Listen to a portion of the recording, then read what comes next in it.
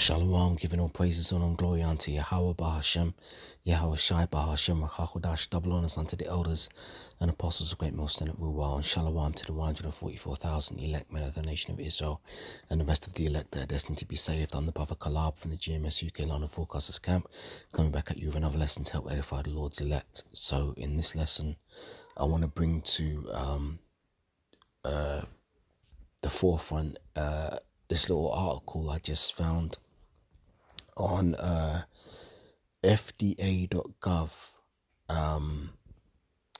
which I believe is the Food and Drug Administration for America. FDA announcement. It says FDA advises consumers, tattoo artists and retailers to avoid using or selling certain sacred tattoo ink products contaminated with microorganisms. Now, we know in the scriptures, in the book of Leviticus chapter 19 and verse 28, I'll go there in a bit. I'll bring it up on the screen, but I'll just quote it off the top for now. Leviticus chapter 19 and verse 28 tells us that we're not supposed to make any cuttings in our flesh, nor print any marks upon us. So that includes tattoos, because when you get a tattoo, what you're doing is you're actually causing yourself to bleed. You know, you're breaking that skin barrier. And it's like when you cause yourself to when you bleed, you're made unclean anyway. That's in the law. You know, if a man has an issue of blood, he'll be unclean. You know, you're supposed to wash your flesh, and you're being unclean until the evening. But what these tattoos actually are, they're you know, it's linked to witchcraft. You know, because you're really basically writing in your own blood when you're getting them to print these marks upon you. So it's tied to witchcraft, you know, because a lot of witches, when they do their spells, a lot of them involve the use of some type of blood. You know, sometimes they use their menstrual blood, sometimes they prick their fingers, you know, all kinds of shit. It's blood magic, essentially. That's the word I was looking for. It's blood magic. Yeah. But anyway, Esau promotes this stuff in the world, and a lot of the people in the world think it's fashionable and cool to get tattoos. Now, obviously, those of us who are in the truth, we know that there's nothing cool about it. You know, the scriptures say there is a way which seems right unto a man, but the end thereof are the ways of death. You know, so this whole thing, you know, getting tattoos, that's of the world.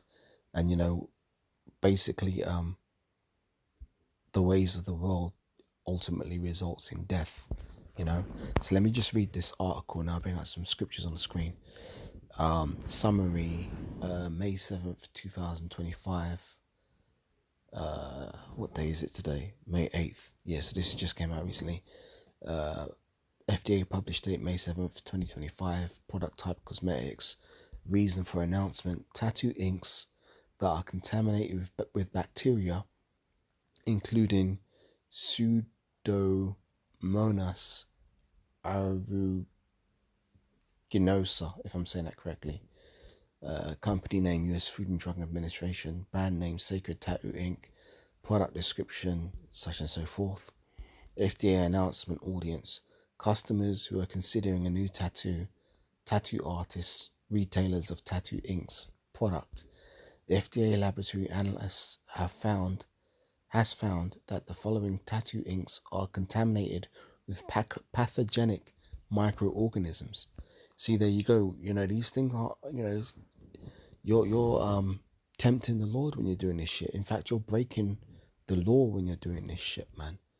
And, you know, these getting infected with pathogens and microorganisms, that's basically judgment from the Lord, man. You know, we're not supposed to be partaking in this shit. Let me keep reading. Sacred Tattoo Ink. Purpose: the FDA is alerting consumers, tattoo artists and retailers of the potential for serious injury from the use of tattoo inks that are contaminated with bacteria, including Pseudomonas aeruginosa. Tattoo inks contaminated with pathogenic microorganisms can cause infections and lead to serious health injuries when injected into the skin during a tattooing procedure. Since there is here you go, see, look this. Since there is an increased risk of infection anytime the skin barrier is broken. There you go, man. There's a reason why the Most High created things in a certain order, and he gave certain orders in terms of how certain things should be used. Your skin is not supposed to be pierced or marked. You know, that's the Lord doesn't sanction that. But here you go, you got people of the world doing this shit, thinking it's funny and cute and cool. It ain't none of those things, man. So let's keep reading. Commonly reported symptoms of tattoo ink associated infections include the appearance of rashes or lesions consisting of red papules in areas where the contaminated ink has been applied. Some tattoo infections can result in permanent scarring. Indications of an infection can be difficult to recognize, as other conditions, e.g. allergic reactions, may initially have similar signs and symptoms, leading to misdiagnosis and ineffective treatments. Summary of problem and scope. The FDA has become aware of contaminated tattoo inks through its routine surveys of marketed tattoo inks and subsequent microbiological analysis of sampled tattoo inks. The FDA has identified 2 tattoo inks contaminated with bacteria harmful to human health through samples collected as part of a routine surveillance activities. Tattoo inks were analyzed using methods described in the Bacteriological Analytical Manual, Chapter 23, Microbiological Methods for Cosmetics, which are the general methods used to determine bacterial contamination of cosmetics. Recommendations for consumers: ask the tattoo artist or studio about the tattoo inks they use to avoid the tattoo inks listed above due to risk of infection and injury. Or better yet, don't get a fucking tattoo. Recommendations for tattoo artists and retailers: avoid using or selling the tattoo inks mentioned above due to risk of infection and injury. FDA monitoring. The FDA will continue to work with manufacturers and retailers to help ensure all contaminated products are removed from the market. And it shows a couple of examples there. So yeah, that's pretty much the article. But the point of the matter is that, look, when you do this type of shit, you're going against the Lord's commandments. And he clearly said in Leviticus 19 and verse 28, "You shall not make any cuttings in your flesh for the dead, nor print any marks upon you. I am the Lord, Yahweh." So it's clear. This isn't a grey area. This isn't a case where it's like, oh, well, I'm not sure what to do. Let me do this or let me do that. No, the law, the Bible is black and white, plain and simple. Do not make any cuttings in your flesh, nor print any marks upon you. I am the Lord Yahweh. Clearly, that's it. So yeah, man, us Israelites, man, we ain't got no business doing this shit. And furthermore, man, tattoos don't even, well, I don't think tattoos look good, point blank, period. But tattoos don't even look good on melanated skin. That's something that the Edomites do, man.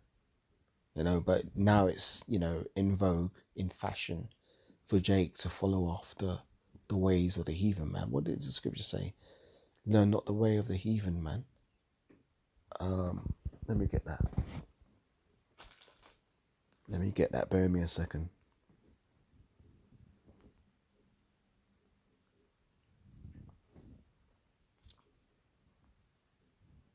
It's like I'm just putting out a precept here.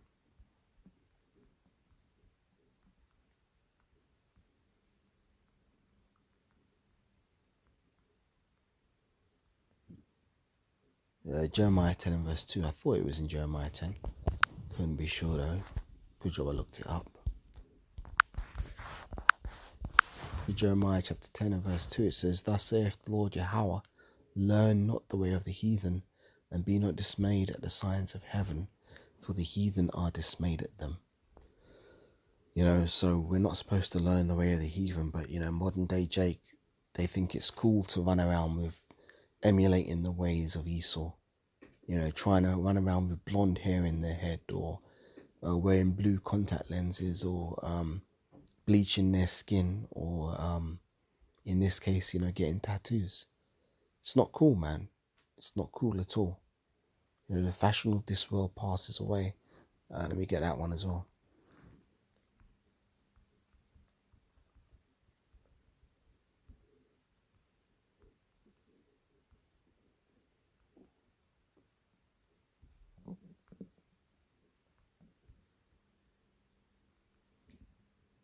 First Corinthians 7:31.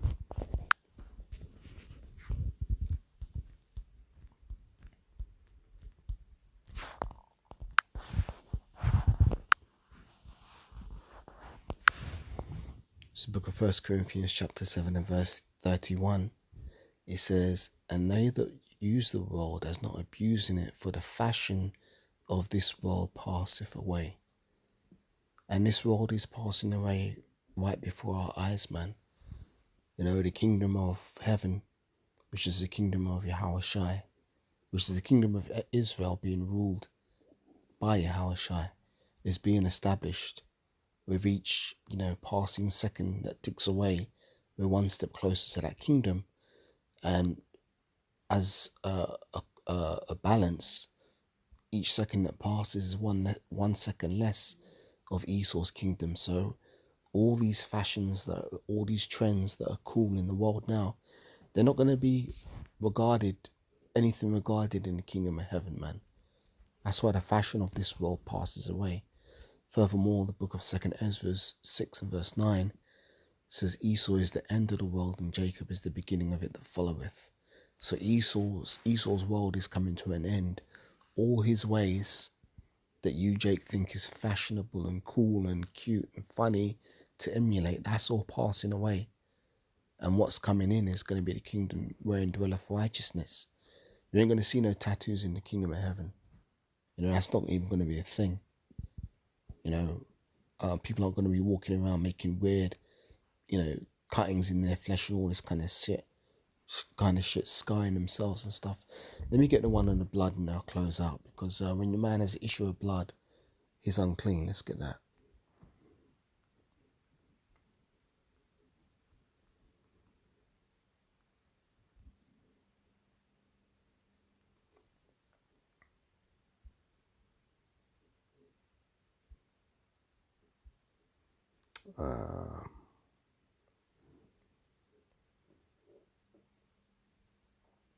Let me just check this. I'm gonna have to find it. You see, it's got a lot about a woman's issues of blood, but that's not what I want. I want the one on a man. So is it Leviticus? Let's check.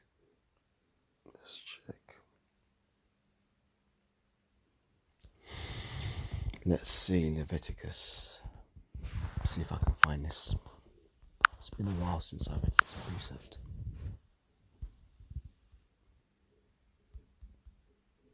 There you go. This is it. Found it straight away.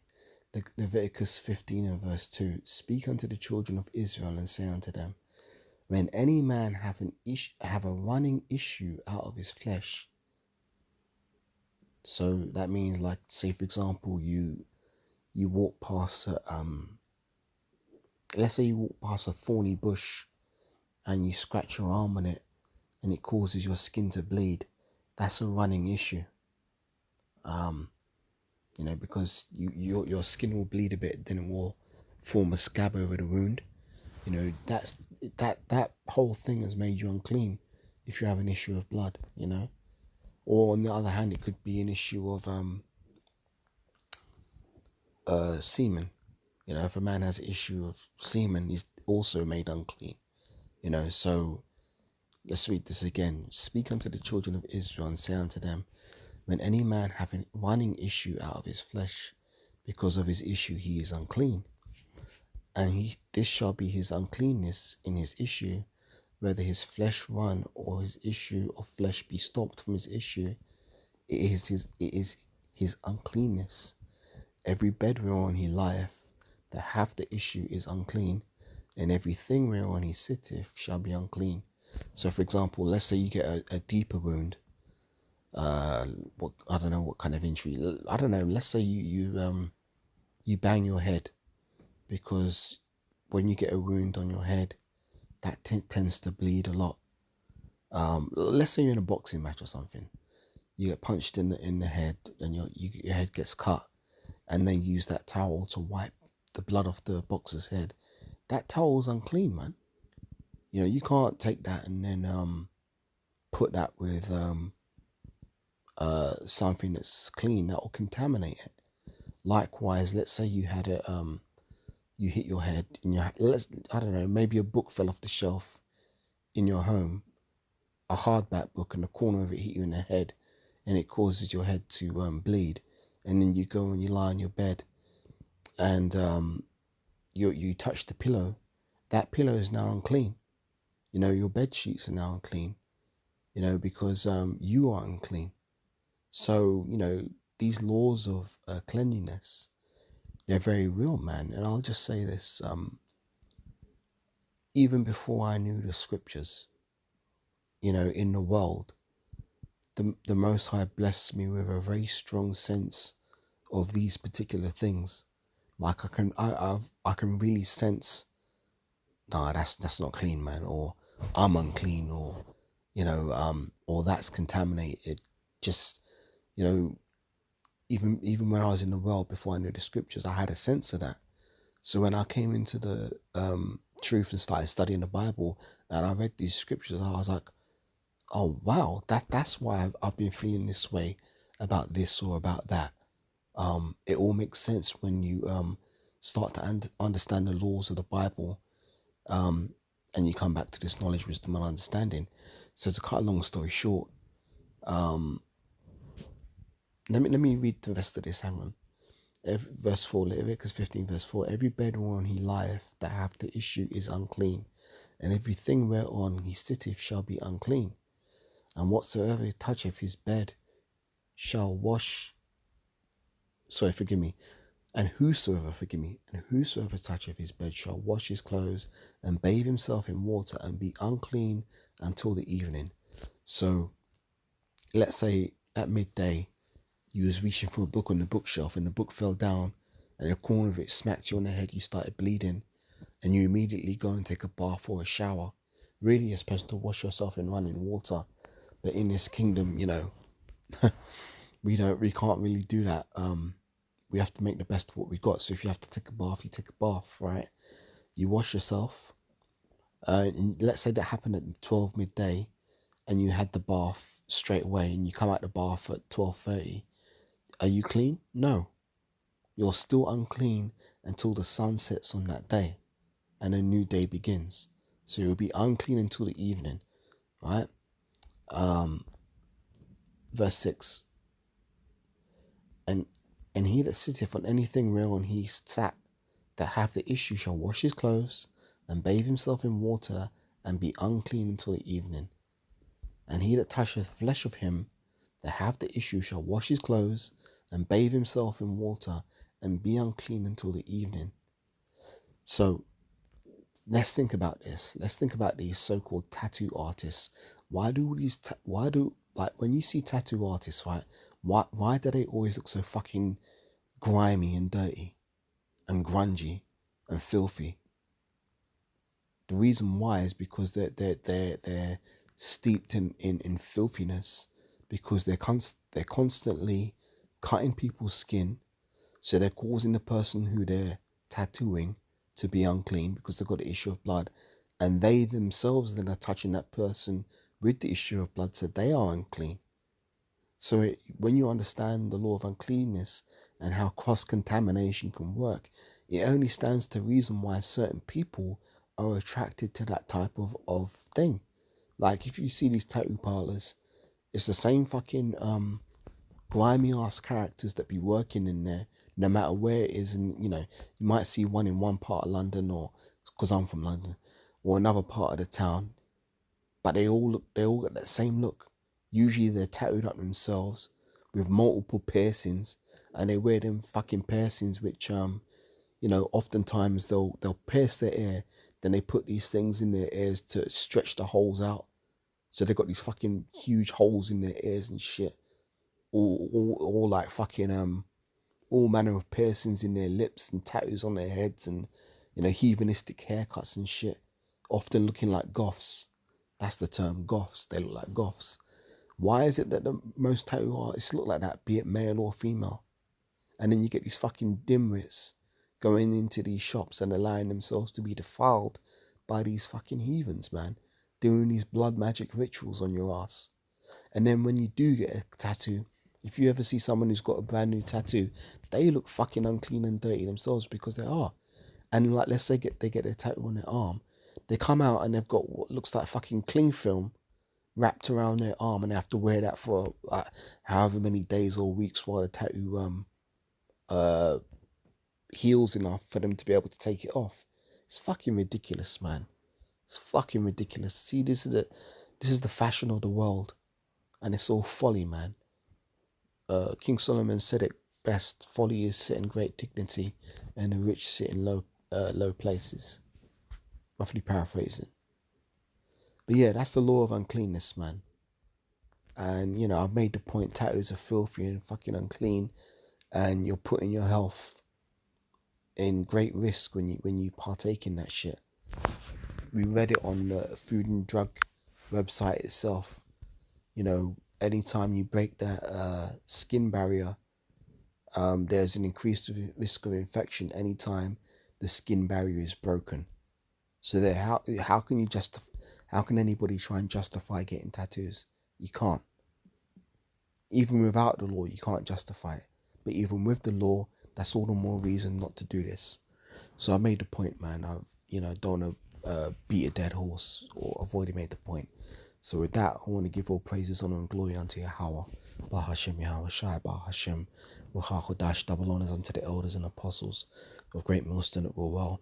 And shalom to the 144,000 elect men of the nation of Israel, and the rest of the elect that are destined to be saved. And I'll catch you on the next lesson, Lord willing. Shalom for now.